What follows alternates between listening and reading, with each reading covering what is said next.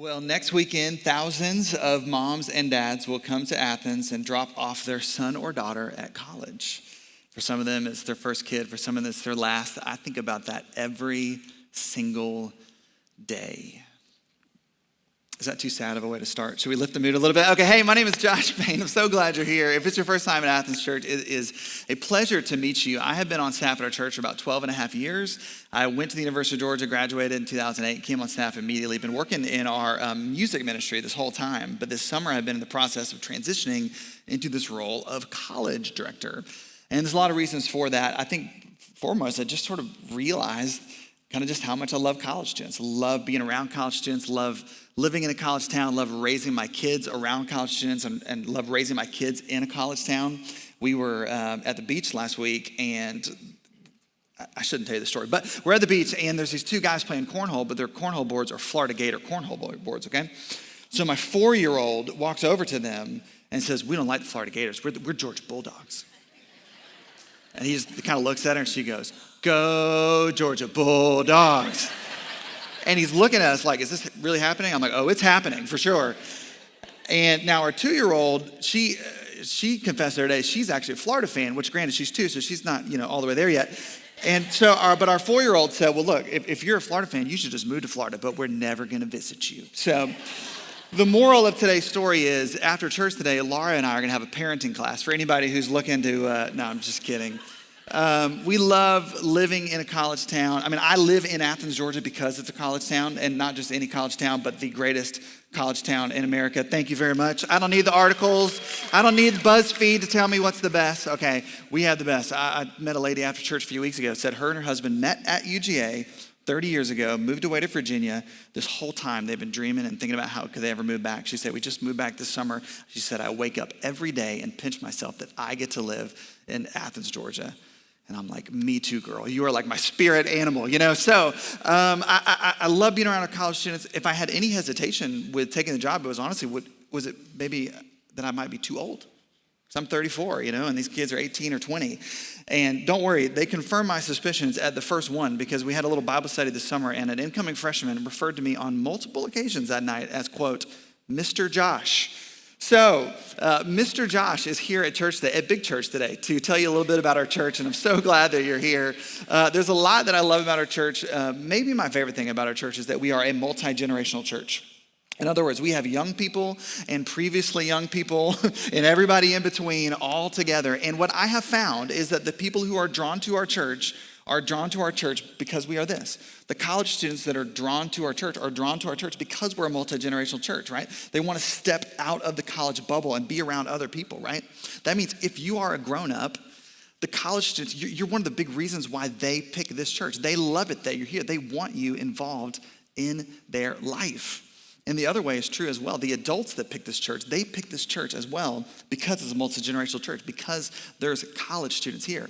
So if you're a college student, you got to know this. The adults picked this church and this town in general, right? Because we want to live vicariously through you, because we don't want to be in a church where everybody wears khaki pants and sings a bunch of older songs. We want college students in our life, right? We want you involved in our life. We want to get to know you as well. So if we are a multi-generational church in the greatest college town in America, today I want to talk about what does that require of us. Specifically, what does that require of us as grown-ups? In a couple weeks, we're going to have our first college nights gathering of the semester and talk about what does it mean for them. But today, I want to talk about what does that mean for us.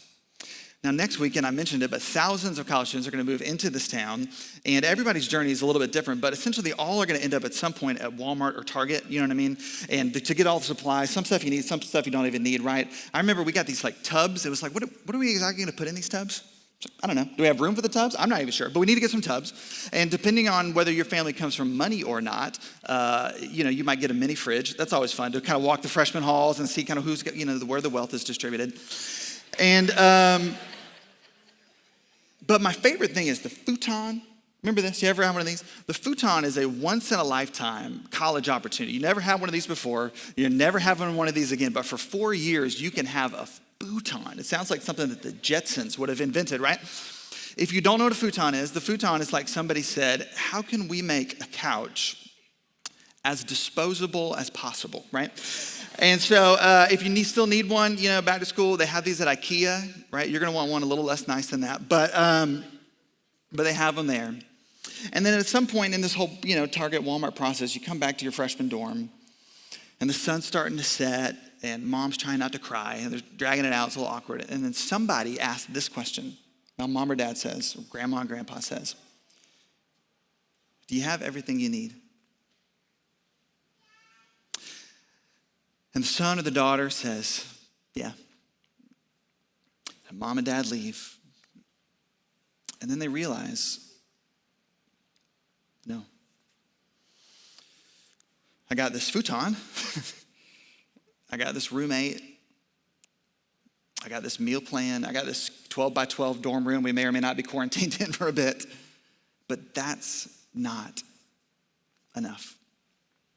Are you familiar with this, with Maslow's hierarchy of needs? Does this bring anybody back to psychology class at all? So Abraham Maslow was a psychologist that essentially posed this theory that we have these different needs as human beings. And they kind of build on one another, right? Starts on here with the physiological needs like food and water and all that, shelter, safety, love and belonging, esteem, and self-actualization. And the way this works is they build on each other, right? Kind of essentially from surviving to thriving. And your brain scans every environment that it's in, this is his theory, scans every environment that it's in to kind of just make sure that it's okay. And you can't move up this ladder until you've satisfied the one before it. For example, 3 or 4 years ago, we went to the Georgia-Notre Dame game up in Chicago. And we were flying back, and that was like a big hurricane that weekend, you might remember. And so I don't know why this is, but for some reason, the flight before our flight and the flight after ours were canceled. That's a rude awakening to show up to the airport and find out, hi, we don't think it's safe for them or them to go, but for you, you're welcome to hop on board the plane. Thank you very much. And I'm on this plane, and to see, honestly, we saw a hurricane from above it flying back into Atlanta, and this lady next to us was just so kind and so chatty, and how was your weekend, what's going on? Tell me about your life, tell me about your kids. And I'm going, lady, I would love to talk right now, but I'm trying not to die right now. You ever been in one of those scenarios? Like I can't really experience a lot of love and belonging on this flight right now because I'm just trying not to die. And this makes sense. This explains why one virus can shut down so much of our world, right? It's not that we don't want these things in our life, right? But we just had to spend so much time right here. We've had to give so much attention here that our relationships have suffered, right? Nobody's actually would call 2020 their most self-actualized year, am I right? We just had to focus on some other things. But I'll just tell you from my experience working with college students this summer, they are taking this very seriously. They really are. They are taking this very seriously. But this is what they're worried about. When they think about moving in, when they think about what school's going to be like, and even the college students who maybe grew up here and now they're going away from Athens for school, this is what they're worried about. They take this seriously, but this is what they're worried about. And it makes sense, right? I mean, what's worse than not having that, right? Maslow would say, if you have this and this, there's nothing worse than not having love and belonging. And if UGA has been working on this all summer, and mom and dad take care of this at Target, who is helping college students find love and belonging in a town where they might, know more Starbucks than people? Whose job is that? Ironically, you come to college for these things, right? You come to college to grow in your self-esteem and your confidence and your self-actualization to become all that you can become.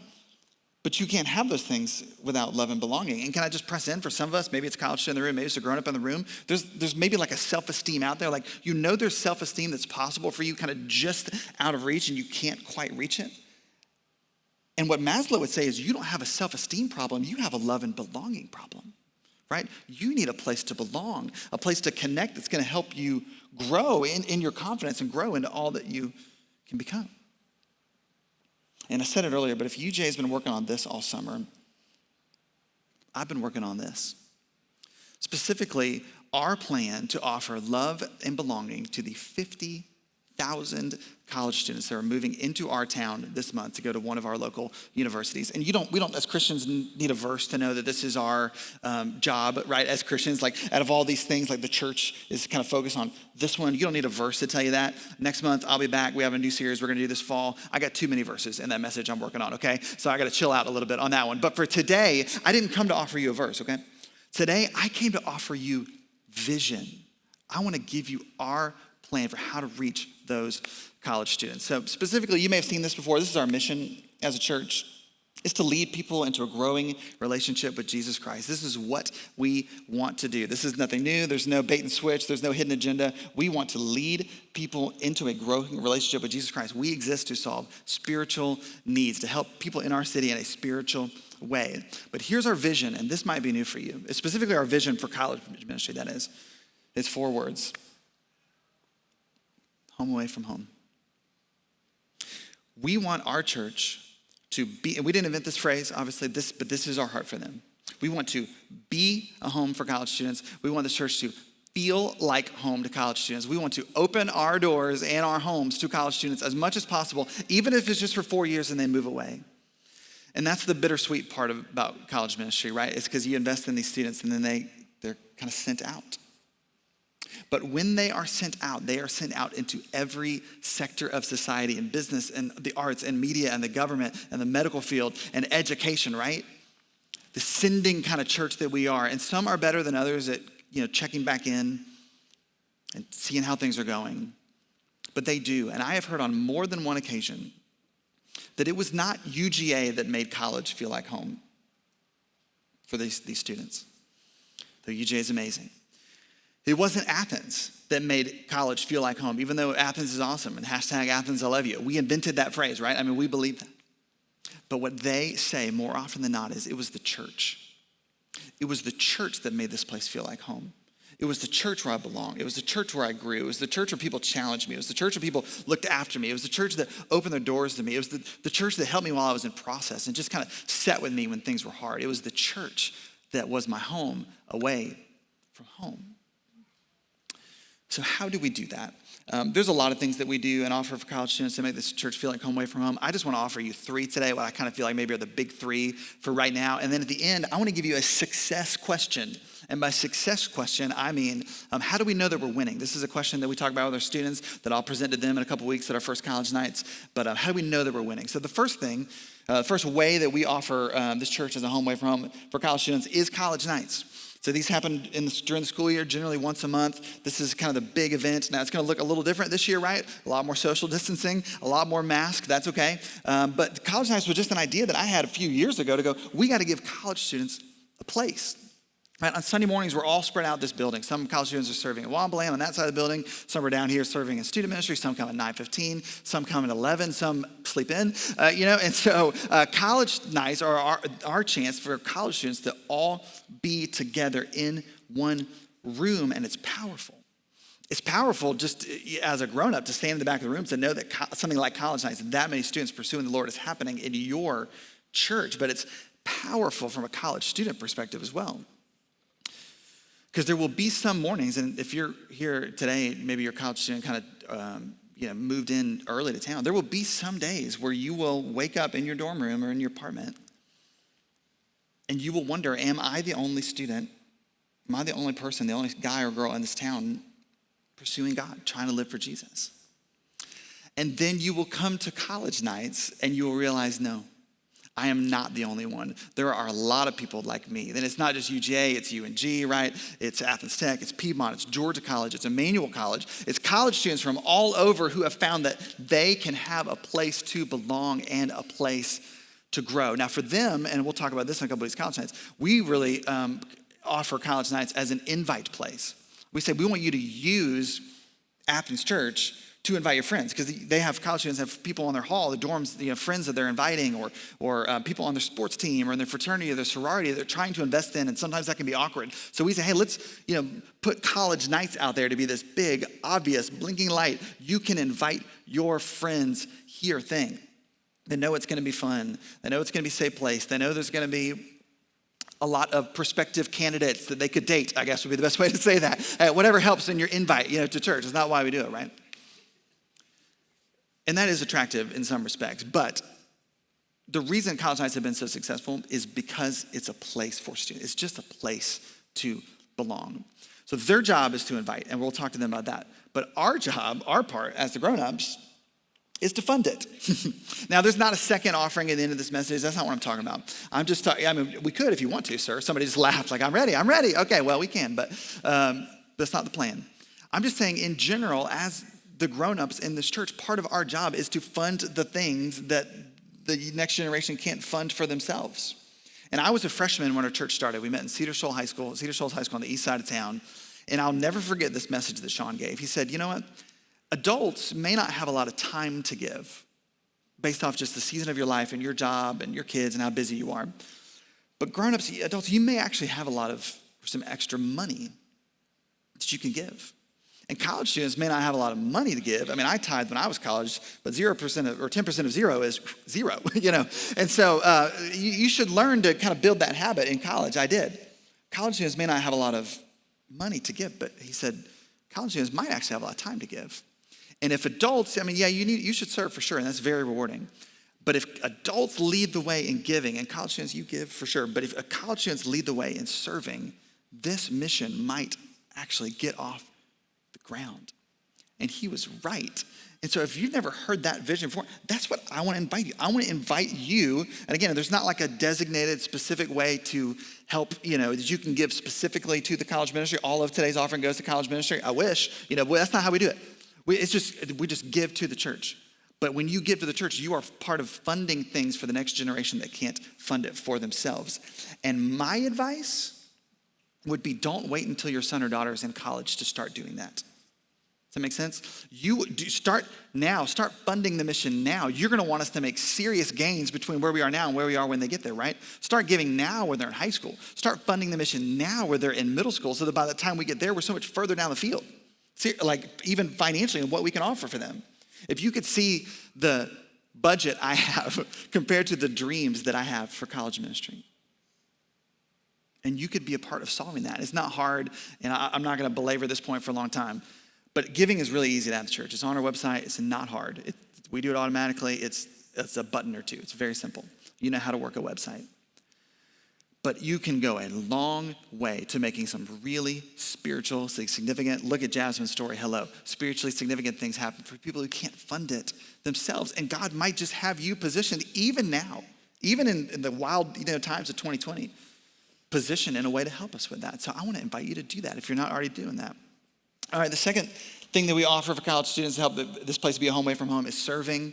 Every week, hundreds of college students all throughout this building serving. I say serving, really leading small groups, leading teams, leading meetings, leading adults. If you're a college student who leads or who is a leader, you can lead here. You can be a leader here. And if you come in the front doors, and I talk about, students serving in Wombaland and Upstreet down that way, and Transit Inside Out this way, and the production team and guest services. If you just come in the front doors of Athens Church and sing a few songs, hear a message, turn around and leave, you would have no idea that's happening. And I just want to say that's not your fault. That's just, we just built Old Shopping Center and tried to do the best we can. It's the architect's fault is who it is. It's not your fault. You would have no way of knowing that this was all happening in these amazing kids environments all throughout the building if you just came in and left. In fact, what you probably would think is, can anybody get involved here? Could you ever get connected here? Can you ever plug in? Can you ever play a part that's actually significant? And if you start serving, a college student or adult, anybody, the answer to all of those questions is yes. This is Christine's story. So Christine, as a college student, she posted this on Instagram. You can't see the caption, but this is what she said. She said, a succession of small group leaders. Debbie leads Mary Ashley. Mary Ashley leads me. I lead Sam. And Sam leads Adeline. You catch that? I'll say that again. Debbie leads Mary Ashley's kind of early married small group. Mary Ashley leads Christine's college small group. Christine leads Sam's student ministry small group. And Sam leads Adeline's children's ministry small group. So yes, you can get connected here. If you're a college student and you choose to start serving, you put yourself right in the middle of the most amazing story. And that's the difference. That's what I'm talking about when I say multi-generational church. This past, I guess it was Tuesday, we had a Zoom call with a lot of new students, incoming freshmen. We said, hey, anybody is back home, you want to learn about Athens Church College Ministry, hop on Zoom at 12 o'clock on Tuesday. And we had students from all across the country. Girl in Virginia is asking us, so what's the difference, between a college ministry, like a campus ministry on campus, and Athens Church, and what you do for college students? And that's the difference. Debbie leads Mary Ashley. Mary Ashley leads me. I lead Sam. Sam leads Adeline. You get to be a part of investing. You get to have a mentor, and you get to be a mentor. And you can't see it in this picture, but you get to make a lot of friends in the process. And making friends is difficult. You would think that coming to college in a sea of, tens of thousands of college students, friends would be everywhere, but that's part of the problem. In fact, I read this fascinating article about the University of Southern California. They surveyed their incoming freshmen and said, what are your big problems right now? And the number one answer by a lot was making friends. I don't know how to make friends. So they did what I just thought was wild for the university, or the Secular University of Southern California, which is not their official title, but could be or should be. For the Secular University of Southern California, hired a position called the Director of Belonging. I'm going to say that again. The Secular University of Southern California hired a position called the Director of Belonging, whose job it is to help incoming freshmen make friends and find love and belonging. So when we talk about serving, I have a new job title for you. I'm the college director, but I would like to offer you the title of Director of Belonging. You don't get an email address or a salary, but it's very rewarding. And here's the deal. When a college student who is going to stay awake, honestly, till 5 o'clock in the morning on Saturday night is here at 9 o'clock serving your son or your daughter or my son or my daughter, that is rare. That is rare. And so when you interact with them serving you or serving your son or your daughter, I want you to put on your badge, your hat, your Director of Belonging kind of job responsibilities, and I want you to encourage them. I want you to bless them. I want you to notice them. I want you to smile at them. I want you to write them a note. I want you to invite them over to your house. I had a college student there, I asked a college student the other day, what do you wish the adults knew? He said, maybe cook us some more food. That'd be cool. So I want you to walk the halls of this building, and every time you see a college student, especially one that's doing the rare serving thing, I want you to think, how can I make this place a home away from home for this young man, for this young lady? All right, last one, and I'm really passionate about this one. If you thought I was passionate about the last two, I'm very passionate about this one, and it is groups. So in college ministry, we have groups for guys, for girls. They're typically broken up, guys and girls, about 10 guys or girls in a group. We break them up by grade, so maybe it's like sophomore girls or freshman guys or grad student girls or whatever. They are led by an adult leader. They typically meet in the home of an adult leader. Now, if you live, more than about 20 minutes away from Athens, we invite you to maybe lead your group at church or on the green space because, a student driving halfway down 316 does not exactly make Athens feel like a home away from home. But they meet in the home of a leader. Now, some groups are going to meet outside this fall. I know my small group, we decided, we definitely need to meet, but we're going to meet outside on the back porch for August and September and kind of just reevaluate. So we'll have a lot of groups do that. We have a lot of groups that'll meet on the green space or on the back deck or on North Campus. They'll find a spot. And we'll, even give, obviously, digital options, and they have the ability to kind of flex online when you need to. Regardless of the actual location, I believe with all my heart that the best way to experience home away from home is actually being in a home or at a home or on the back deck of somebody's home. The best way to experience home away from home is actually being in a home. It's not here in big church. It's definitely not online church. The best way to experience home away from home is actually being in a home, to step out of a row and be in a circle, to be known, to just have that kind of accountability and support. So next Sunday, I'm over the moon about this. We're going to open up online registration for our fall community groups. New freshmen move into dorms this Saturday. And on Sunday, we're going to open up registration for small groups. I believe that everybody ought to be in a small group this fall. College students, adults, everybody. In light of just the way that the last 5 months have been, in light of the fact that all of our small groups kind of fizzled out, and in light of the fact that we haven't had really any relationships or social outcomes, haven't had anybody, really been able to check in or be around people, and in light of the uncertainty of the next couple months, right? And we think we're going in a good direction. We hope things are going to keep going that way. But who knows? Even just to know that you have that group of people, honestly, to have something to look forward to. Anybody struggle with this? I love looking forward to things. And in 2020, I hadn't been able to look forward to a lot of things. And so even just to have something to look forward to, even if your group needs to flex outside for a little bit, or has to flex online for a couple weeks. I really, really, really, really, really, really, really think that everybody should consider joining a small group this fall, and the college one's open next week. Now, here's the thing. Some of you have had a bad group experience before, right? And so you're kind of out on small groups altogether. Maybe it was, when you were in high school, and now you're in college, and you're kind of just done on groups. And I'm going to just level with you. You don't give up on burritos because of one bad experience at Moe's. Am I right? And who has not had at least one bad experience at Moe's? What do? You come to college, try bar burritos. Maybe you've hit that self-actualization experience at Chipotle. I don't know exactly what your flavor is, but you don't give up. Nobody gives up on burritos because you have one bad experience at Moe's, but you'll throw in the towel on community because of one bad group 7 years ago. And if we're being honest, it wasn't even one group. It was probably one person in one group or one clique within that one group. So don't give up on community for the rest of your life because of one person or one clique in one group when you were in high school. You remember one or two of their names, especially if you know that you want it, especially if you know that you need it now, especially if you know that you need people around you. Don't give up on community because of one bad experience.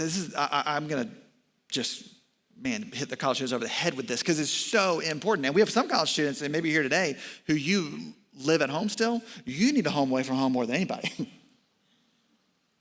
Just to get your sanity back, right? To find your people, to find your place. This is your chance to break out. So you can branch out.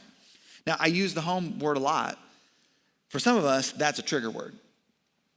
And I just want to acknowledge that. But part of what's the opportunity that we have and what makes it special, and I say that just because some of us have had bad experiences at home. Home's not a happy word. I had 2 college girls tell me on the same day, tell me stories about how being involved in Athens Church, specifically in the homes of Athens Church family, has been redemptive to them because their experience at home was not good. One girl was saying she can't really go home for holidays just because the family situation is that bad. But she serves in Wambaland, and a family in Wambaland found out about that. And so they invite her over to their house for holidays. That's where she goes on Easter. That's where she goes on Thanksgiving. And she just talked about how healing and redeeming it has been, not to see a perfect family, but to just see a positive one, a family that's trying to go in the right direction. So we have an ability to serve. Don't let the home word scare you, right? We have the ability to redefine that word, to offer hope for people who have a broken home. So here is the opportunity we have. It's kind of the last action step. It would be to lead a group, lead a college small group, or co-lead a group of college students to help spread that wealth, right? Now, why should you do this? The answer is obvious. Free babysitters. It's a big deal in a college town. No, I'm kidding. You should pay them because you care about them and they don't have any money. So the reason you do this is so that your home can be a home away from home. So that your home can be a home away from home. Well, I don't have all the answers, to their question. That's okay. Do you have a home? Well, I'm not cool enough to hang out with college students. Well, duh. Yeah, of course. But do you have a home? They don't need you to be their best friend. They're not expecting you to be Andy Stanley, right? They just want somebody to care about. Honestly, what they want is spiritual mothers and fathers. I could do a whole message on spiritual mothers and fathers, and maybe we will someday. But this is what they want. I talked for 30 minutes with a group of college students this past week who talked about this group of people at UGA called the Moms of Uga. Anybody heard of the Moms of Uga? My new goal is to become part of this. I don't think I can. Essentially, it's these moms, I guess Oconee moms or Clark County moms, who just go down to the Tate Center, the Student Center at UGA, and just pass out cookies and just love on students. And a college student told me the other day, she said, I just had a really bad day, didn't do good in a test, and I walked by the moms at UGA, and this mom handed me a cookie and said, how's it going? I said, not really good, didn't do good in a test. And she said, do you want a hug? And I said, yes. And I got a hug. They're craving moms and dads away from homes. They were telling me about this YouTube account of this guy who puts all these YouTube videos like how to, change your oil in a car, or how to do this or that. And essentially the premise of the YouTube account is stuff that my dad didn't teach me. And he does these videos for other people who maybe didn't learn some of these things from their dads. And it gets a lot of attention from college students because they're craving spiritual mothers and fathers. They just want you to be a guide for them. They just want somebody to be an example for them. And we have some college small group leaders who are 25 and some who are 65. It doesn't really matter. Just about the only thing that matters is, do you have a heart for giving them a home away from home? And you could do that. We have heard hundreds of stories of people doing that. This is Carrie Halleck. My neighbor Carrie lives across the street from me. This is a post that she put on Facebook. I'll try to read it. She said, 4 years ago, this is them and their group at Disney World with no mask. That's how much faith they had because of their time at Athens Church. You know what I'm saying? I'm kidding. That was before everything. One guy appreciates that joke. Thank you, sir. She said 4 years ago, these girls walked into group playing at Athens Church College so they could find community as they started their journey at UGA. Good choice, girls. Today, we celebrated with a seniors trip to Disney World. We drove to Florida last night, slept for 3 hours, and then tackled 4 parks in one day. Katie, that's the co-leader, and I are going to miss them so much as they graduate and move on. Watch out, world. That's awesome. This is Fledge. Fledge and these guys look a little older because they are, I think, 3 or 4 years removed college. This is at one of these guys' weddings. So they're all, Fledge goes to the wedding, and then they're all like in the wedding. And here's what I love about this picture. I want you to look at this picture for 5 seconds real fast. I'm just now appreciating this guy photobombing. But don't look at that guy. Look at Fledge and them. Fledge is not their dad. When you look at this picture, Fledge kind of looks like the dad. Fledge is not the father of the groom. Fledge is the college small group leader of the groom. That is awesome. And this is 4 years after the group finished. So if you want to learn more about leading a group, we've made it easy. This website, AthensChurch.com/groups. Our new group's starting soon. We're going to need a lot of them. A lot of college students telling us they're ready for community. Maybe now's not the time for you. Maybe it's January. Start the process now. We'd love to get to know you, help train you, equip you so that when we start new groups in January, we'll be ready. All you got to do is go to AthensChurch.com/groups and learn more about leading a group. I've been talking a lot. I want to show you a video. I want to show you a video of 2 college students telling their story about what it's been like to be in a group at Athens Church. And one of them is actually in a newer group that Fledge is leading, so that's kind of fun. So why don't you check out what they have to say, and then I'll be back to tell you how we're going to wrap up. I came from a background where I always went to church, but never really took church as a portion of the whole college thing. When I moved off to college, I really didn't have a plan for how I was going to make friends or for how I was going to get plugged into the community or anything. I had a bunch of really unhealthy friendships. I would go out a lot, stuff like that. You know, the normal college life when you get to Athens. But I didn't have that solid rock of community to lean on. But I came home, I remember that Christmas, and my mom was just like, "You need to get your life together. You're a complete wreck, and you're coming home if you don't start going to church."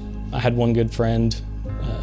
His name was Alex, and he was the one that really got me involved with Athens Church. He invited me to College Link, and really without even trying, we got put into the same small group, which was truly a blessing. After coming to Athens Church for a year, my friend Caitlin texted me. She was like, "Do you want to join a small group?" So I was like, I'm not used to sharing anything with anyone. And now I'm asked to just like every single week talk to people about what's going on in my life. And I was just like, that seems like just way too much. But that's not like what they ask you to do.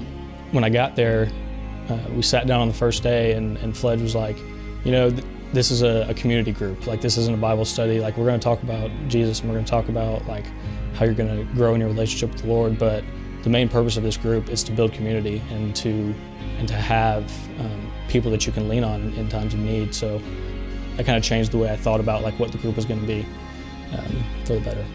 They've been absolutely incredible in my life. They speak wisdom and the word of God into you when you aren't believing it. And they remind you of the faith that you do have within you that you don't even know. And they bring a whole new perspective to your life where they're going through a completely different struggle than you or the exact same one. And they can either walk with you through it or they've been there before and they can give you some advice. It's just been incredible to have that outlet here.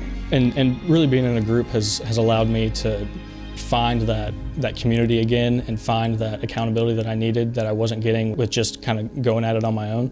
That's really helped me grow. I wish that I had started sooner. I wish that it was like my first semester in college and I had just done it. I wish that I could have had that experience and that refuge and family to just walk through the entirety of college with, because I didn't even know that that could be a thing. It's just being able to surround myself with people that have the same intentions as me and want the best for me. That's what's really made the biggest difference in my life and in my time here at school. My small group means the absolute world. It's been amazing in my life. Like, I cannot express to you enough.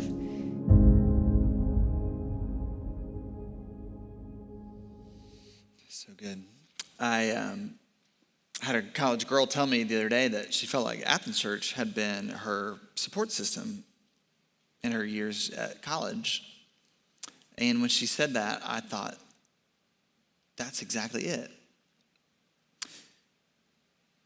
To be a home away from home is not to say with our mouths that we support college students. We love them, they're glad they're here.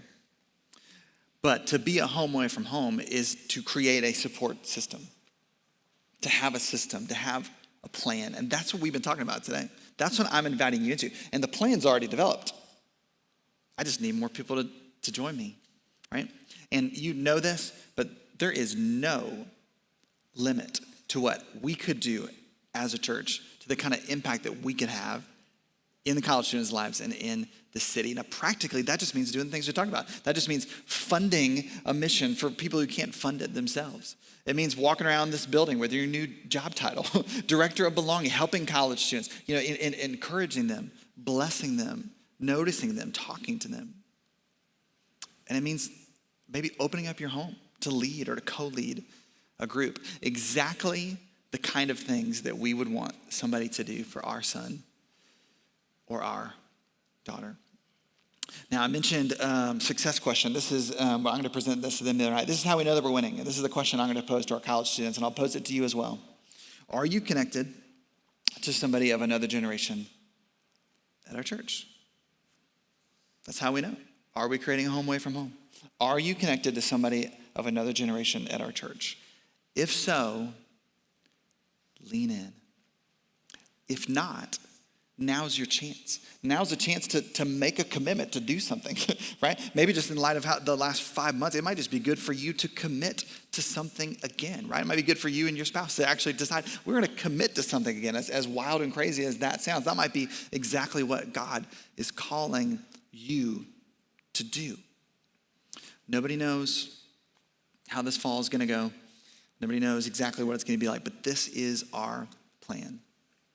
Home away from home. And we're going to be as flexible as we need to be. We're going to be really wise. You have my word on that. I promise you that. But I just want to tell you, I'm probably going to lean towards doing more for college students in this season and not less, because I think they need it. I would love for you to do me a favor. If you happen to know somebody who is starting school, who is somebody who has a son or a daughter who's moving to Athens in the next week or two, would you do me a favor and consider sending them a link to today's message? I have a real heart for the incoming group of freshman students. Nobody should have to have their senior year of high school kind of wrap up the way that theirs did. It's not fair, the kind of uncertainty that they're walking into as freshmen. But I believe that we can help them. I believe that our church is positioned to help them and to be a home away from home for them. So if you know somebody who has a son or daughter coming, I pray that you would consider sending them a link to where they can watch or listen to this. And last thing, just a bit of advice for parents.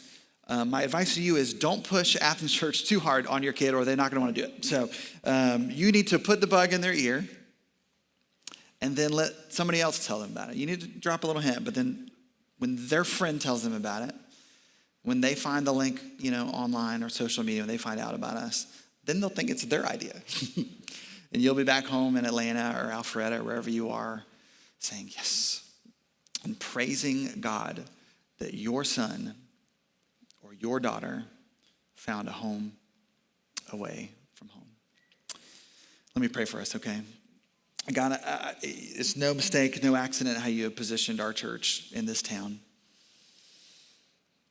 And there's a whole lot of families who need what we have to offer, but there's a whole lot of college students who do too. And I just pray that would you help those college students find us? Would you help show all of us as the grown-ups what our part is, what we can do, not just for the college students, but for the high schoolers and the middle schoolers and the elementary schoolers, for this next generation of students, the ones that will someday be in college and then graduate to move on and become adults. Show us what our part is, and then would you take what we're doing, honestly, just still the limited resources that we have, and will you maximize them to reach this campus and these students in the name of Jesus? And it's in his name I pray.